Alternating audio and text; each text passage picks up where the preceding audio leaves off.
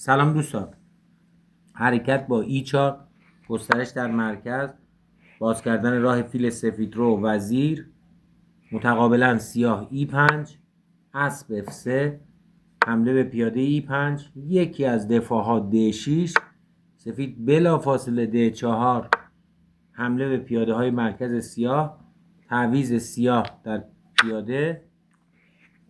فعلا سفید با اسب نمیزنه، فیل جناح شاهش رو در بهترین نقطه یعنی 3-4 گسترش میده و به پیاده F7 حمله میکنه.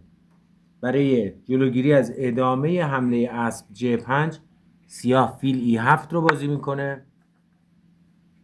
سفید موقتا از حمله پیاده F7 فاصله میگیره، پیاده D4 رو میزنه.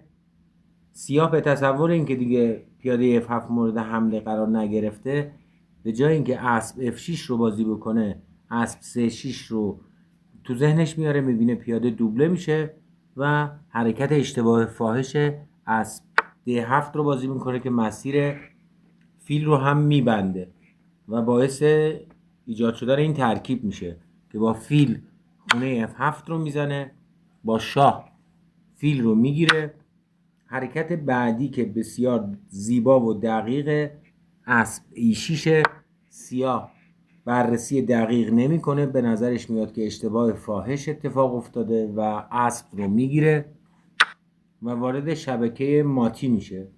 وزیر D5 و سیاه اجباراً تک حرکت فقط F6 رو داره و این هم منجر به مات در نقطه F5 میشه. علتش عدم توجه به حرکت‌های گسترشی باعث شد که مات کوتاه و زیبایی که داریم می‌بینیم ایجاد بشه. با تشکر، خداحافظ.